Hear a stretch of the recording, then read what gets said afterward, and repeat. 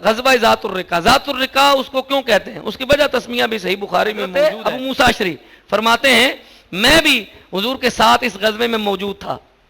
صحابہ کیسے نکلے؟ ہمارے پاس 6 آدمیوں کے پاس ایک اونٹ ہوتا تھا. 6 آدمی تھے, ایک اونٹ ہمیں دیا گیا, باری باری ہم اس پر سوار ہوتے تھے. پہاڑی راستہ تھا, کٹھن راستہ تھا, سنگلاخ پہاڑیوں کو ہم نے چیرا اور ہم نے وہ سفر کیا. جب ہم ان پہاڑیوں کو جو ہے وہ اس مسافت کو طے کر رہے تھے تو کچھ ایسے بھی لوگ تھے جو ننگے پاؤں میں تھے, ان کے پاؤں پھٹ گئے, حتیٰ کہ ساقطت اظفاری کا ترجمہ کسی سے کروا لیں, میرے پاؤں کے ناخن جھڑ گئے. آج لوگ باتیں کرتے ہیں تو کدے ٹرے تینوں اتوں جناب شیخو پورے تو بی بی پاک دامنہ دا جڑا سفر ہے وہ بڑا عظیم لگتا ہے کہ میں پیدل لاہور جا رہا ہوں, کوٹ عبد المالک پیدل جا رہا ہوں, تینوں بڑا عظیم لگتا ہے, تو پیدل چلے ہیں. مقصد کیا ہے؟ تیرے ساتھ رب کا رسول جا رہا ہے یا رب کے رسول نے حکم دیا کہ تو خان کا ڈوگرا سے پیدل چل اور کوٹ عبد المالک تک پیدل چل, بیویوں کو ساتھ لے اور پیدل چلتا جا؟ تجھے رب کے رسول نے حکم دیا ہے؟ کس مقصد کے لیے جا رہا ہے؟ یا تیرا وہاں پہنچنا کسی اسلام کی بڑی جو ہے وہ عظمت کے لیے ہے, بڑے کارنامے کو سر انجام دینے جا رہا ہے؟ کیوں جا رہا ہے؟ جی میں بی بی پاک دامنہ جا رہا ہوں. اللہ کے رسول نے حکم دیا ہے. جی اپنی مرضی سے کسی صاحب کرامت شخص کی زیارت کو کوئی جائے تو اس پر ہم کہتے ہیں یہ بڑا اچھا کام ہے, مستحب ہے, لیکن پیدل چلنا تو کوئی مستحب کام نہیں ہے. بیت اللہ شریف سے بڑھ کر بھی کوئی سفر ہو سکتا ہے. صحیح بخاری کی روایت ہے, ایک عورت حضور کی بارگاہ میں آئی, عرض کی یا رسول اللہ صلی اللہ علیہ وسلم میری ماں نے منت مانی تھی کہ اس کا فلاں کام ہو جائے گا تو وہ بیت اللہ شریف پیدل جائے گی. یا کوئی بندہ آیا, اس نے کہا جی میں نے یہ منت مانی تھی, نظر مانی تھی کہ میرا یہ کام ہو گیا تو میں بیت اللہ شریف پیدل جاؤں گا. حضور نے فرمایا سواری ہے؟ عرض کیا ہے. فرمایا سواری پر جاؤ, پیدل چلنا کوئی عبادت نہیں ہے.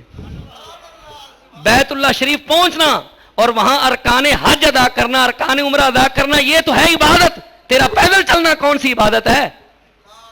لیکن یہ دیکھو جو میں بات کر رہا ہوں یہ شاید کسی کو سمجھ آئے نہ آئے, اہل دل کو اور اہل علم کو, اہل اسلام کو, سچے سچے مسلمان کو یہ بات ضرور سمجھ آئے گی.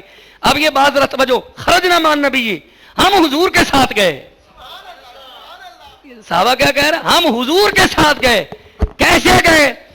کچھ پیدل تھے, کچھ سوار تھے. میرے آقا کریم نے چونکہ سواریاں کم تھیں تو ایک اونٹ 6 آدمیوں کے درمیان آپ نے تقسیم فرمایا. جب اونٹ تقسیم ہوئے, سواریاں تقسیم ہوئی تو کتنے؟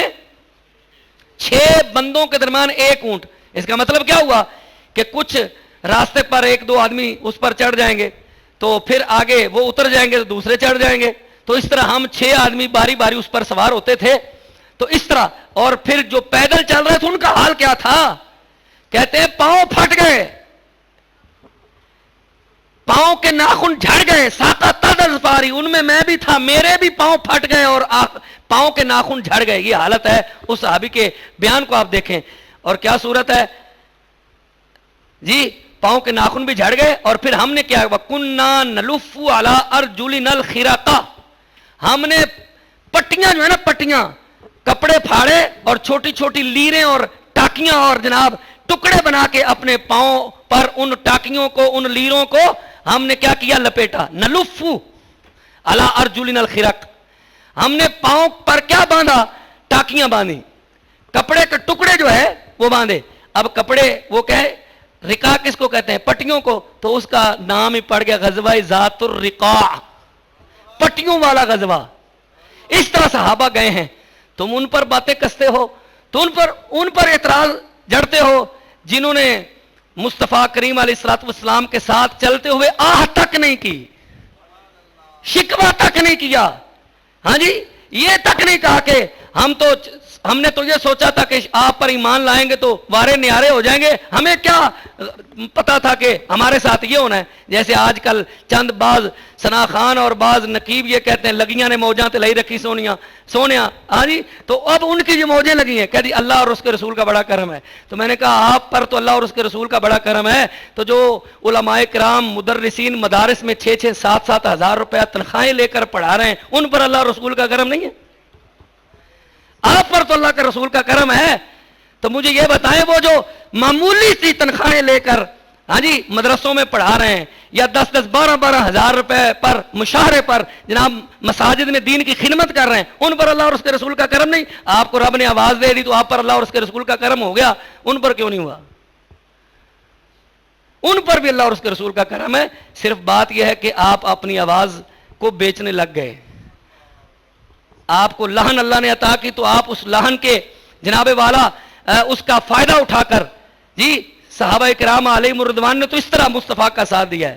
ہمیں تو ایک دن بھی ایسا نصیب نہیں ہوا کہ ہمیں حضور کی عزت کی خاطر ایک دن بھی اتنا چلنا پڑے تو ہم جو ہے وہ ہمارے پاؤں کا جوتا جو ہے وہ گھس گیا ہو۔ ہمارا تو کبھی جوتا بھی نہیں گھسا، ان کے پاؤں جو ہے وہ شال ہو گئے اور شال نہیں ہوئے، پاؤں پھٹ گئے، حتیٰ کہ پاؤں کے ناخن اتر گئے، جھڑ گئے، پھر انہوں نے پاؤں پر پٹیاں لپیٹی، تو اس غزوے کا نام ہی غزوہ ذات الرقاع ہے۔